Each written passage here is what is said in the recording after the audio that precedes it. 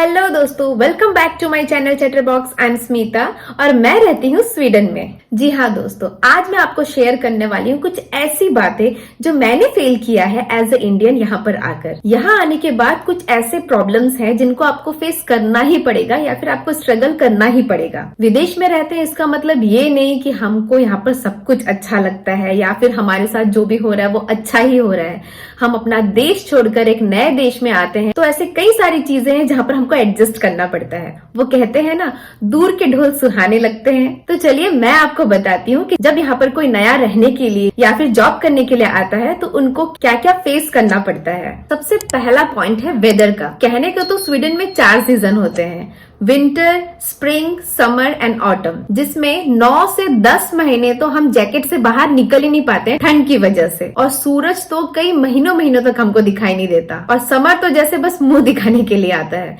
जैसे देखिए, टेक्निकली अभी जुलाई का महीना है और अभी समर होना चाहिए, लेकिन देखिए बाहर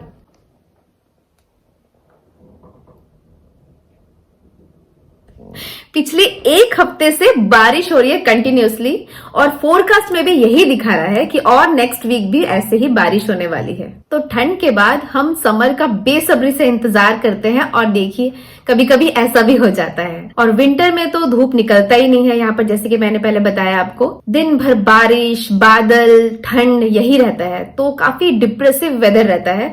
तो ऐसे वेदर को देखकर कोई भी डिप्रेशन में जा सकता है, क्योंकि घर से बाहर नहीं निकल सकते, और निकलते हैं तो हमेशा ठंड रहता है। तो इंडिया से आने के बाद यहाँ के वेदर को एक्सेप्ट करना, उसके साथ एडजस्ट होके रहना, ये बहुत बड़ा चैलेंज लगता है। नेक्स्ट पॉइंट है, अगर आप फूडी हैं तो आप इंडियन स्नैक्स को काफी ज्यादा मिस करने वाले हैं। रोड के किनारे जैसे छोटे छोटे स्टॉल्स लगे होते हैं, मॉल के सामने, पार्क के सामने जैसे चौपाटी होती है, कई सारे खाने पीने के आइटम्स, पानी पूरी, चाट, दाबेली, टिक्का, कचौरी, समोसा।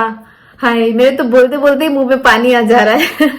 तो ये सब चीजें आप यहाँ पर आके बहुत ज्यादा मिस करने वाले हैं, क्योंकि यहाँ पर ये सब नहीं मिलेगा आपको। और घर पर आप चाहे कितनी भी मेहनत करके बना लो, चौपाटी में जो टेस्ट आता है वो घर पर थोड़ी ना मिलता है। नेक्स्ट पॉइंट है बच्चे का केयर। चाहे कुछ भी हो जाए, बच्चे को आप ही को संभालना है। यहाँ पर दादी का या नानी का घर तो नहीं है, या फिर कोई रिलेटिव्स भी नहीं है जिनके घर आप बच्चे को छोड़कर आप कहीं जा सके, या फिर आप चाहे कितने भी बीमार हो, कितना भी आपका तबीयत खराब हो, आपको ही बच्चे का केयर करना पड़ेगा। जैसे मेरी बेटी यहाँ पर कोविड के टाइम पर हुई है, तो मेरे पेरेंट्स तो आ ही नहीं पाए, that's a different story. But अगर किसी के बच्चे के बर्थ के टाइम पर उनके पेरेंट्स आ भी जाए तो ज्यादा से ज्यादा 3 से 4 महीने या फिर 4 से 6 महीने रुककर चले जाते हैं। उसके बाद बच्चे का केयर आपको खुद को ही करना है, यहाँ पर कोई नहीं है। नेक्स्ट पॉइंट है फ्रेंड्स। जब आप यहाँ पर विदेश में आते हैं, अपने देश को छोड़कर, अपने सारे फ्रेंड्स, पेरेंट्स और रिलेटिव्स को छोड़कर, तब यहाँ पर आके एक सबसे बड़ा टास्क हो जाता है फ्रेंड्स बनाना। आपको हाय हेलो करने के लिए तो कई लोग मिल जाएंगे, लेकिन अच्छे दोस्त तो आपको ढूंढने ही पड़ेंगे, जो आपका सुख दुख में, आपकी मुसीबत में, आपकी खुशी में आपका साथ दे सके। विदेश में आकर दोस्त बनाना भी एक बहुत बड़ा टास्क है। जैसे मैं जहाँ रहती हूँ, इस बिल्डिंग में 3 इंडियन फैमिलीज रहते हैं, तो बड़ा सुकून मिलता है। ऐसा नहीं कि यहाँ पर कोई और फ्रेंड्स नहीं है या फिर दूसरे देश वाले हमारे फ्रेंड्स नहीं हो सकते, होते हैं, लेकिन नहीं पता क्यों एक इंडियन फ्रेंड्स मिलते हैं तो कुछ ज्यादा ही अच्छा लगता है। ये बात तो आप समझ ही रहे होंगे मेरी फीलिंग्स को। नेक्स्ट पॉइंट है, यहाँ पर शॉप्स, रेस्टोरेंट या मॉल बहुत जल्दी बंद हो जाते हैं, शाम के 6 या 7 बजे तक, और वीकेंड्स में तो और भी जल्दी। तो सोचिए, हम जब इंडिया में रहते हैं तो हम तो 5 या 6 बजे घर से निकलते हैं घूमने फिरने के लिए, खाने पीने के लिए या फिर शॉपिंग करने के लिए। तो यहाँ पर आके इस चीज को ध्यान में रखना कि 6-7 बजे सब कुछ बंद हो जाएगा, उसके पहले आपको जाना है, आपको कुछ शॉपिंग करना है या फिर बाहर खाना पीना है, तो उससे जल्दी करना पड़ता है। नेक्स्ट पॉइंट है missing parties and functions. India में थे तो न जाने कितने सारे पार्टीज अटेंड करते हैं, कितने सारे फंक्शंस होते रहते हैं, लेकिन यहाँ आने के बाद ये सब कुछ आप बहुत ज्यादा मिस करने वाले हैं। ऐसा नहीं कि आपको यहाँ पर पार्टी या फंक्शंस करने का मौका नहीं मिलता। ऑफ कोर्स आपको सब, आप पार्टी कर सकते हैं, फंक्शन में जा सकते हैं, लेकिन जो माहौल इंडिया में है हमारे दोस्तों के साथ, रिलेटिव्स के साथ, वो मजा यहाँ कहाँ। जो भीड़ होता है वहां पर, यहाँ पर तो फंक्शंस और पार्टीज में आपको इतना भीड़ भी नहीं दिखेगा। और यहाँ पर रहते हुए न जाने हम कितने फ्रेंड्स के, कितने कजिन्स के हम शादियां मिस कर देते हैं, क्योंकि सबकी शादी में जाना, किसी के बर्थडे पार्टी को अटेंड करना, ये यहाँ पर रहते हुए पॉसिबल तो नहीं है, क्योंकि हम बार बार तो यहाँ से ट्रैवल नहीं कर सकते हैं।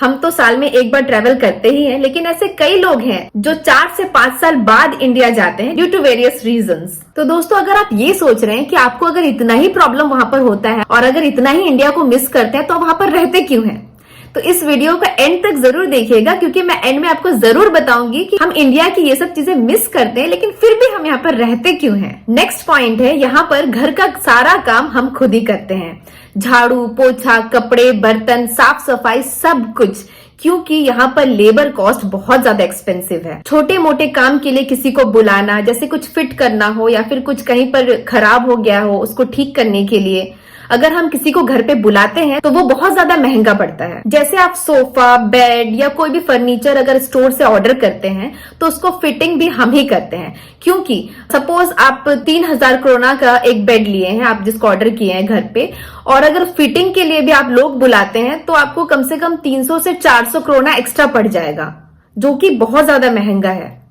तो इसीलिए लोग यहाँ पर छोटे छोटे कामों के लिए किसी को बुलाते नहीं है, वो खुद ही कर लेते हैं। तो ऐसे टाइम पर इंडिया की बड़ी याद आती है, क्योंकि हम इंडिया में छोटी छोटी चीजों के लिए भी हम लोगों को फोन करते हैं और बकायदा घर पर आके हमारा कोई काम करके देता है, और बहुत ज्यादा एक्सपेंसिव भी नहीं होता है, और घर के कामों के लिए भी हम मेड रख सकते हैं, लेकिन यहाँ पर वो चीज हम बहुत ज्यादा मिस करते हैं। नेक्स्ट पॉइंट है पड़ोसी। इंडिया में रहते हैं तो हम अपने आसपास वालों को अच्छी तरह से जानते हैं, उनके घर आना जाना होता है, एक फैमिली वाली फीलिंग होती है। और यहाँ पर तो कभी कभी पता भी नहीं चलता कि हमारे पड़ोसी वाले फ्लैट में रहता कौन है। विदेश में रहकर एक अच्छा पड़ोसी का मिलना भी किस्मत की बात है। तो फाइनली दोस्तों, अब मैं आप लोग को बताने वाली हूँ, इतनी सारी चीजों को हम अपने देश का मिस करते हुए भी इस देश में, विदेश में आकर अपने पेरेंट्स को छोड़कर अपने दोस्तों से इतने दूर हम रहते क्यों हैं। तो फर्स्ट पॉइंट है वर्क लाइफ बैलेंस। यहाँ पर आप प्रोफेशनल लाइफ और पर्सनल लाइफ को बहुत अच्छा बैलेंस कर सकते हैं। यहाँ पर वर्कलोड बिल्कुल भी नहीं है और फैमिली के साथ बहुत अच्छा टाइम स्पेंड कर सकते हैं। नेक्स्ट पॉइंट है of course financial benefit, and then third point है एजुकेशनल सिस्टम। यहाँ का एजुकेशन सिस्टम बहुत अच्छा है, स्कूलिंग एंड यूनिवर्सिटीज की पढ़ाई बिल्कुल फ्री है। नेक्स्ट आता है यहाँ का हेल्थ केयर सिस्टम। यहाँ का हेल्थ केयर सिस्टम बहुत अच्छा है।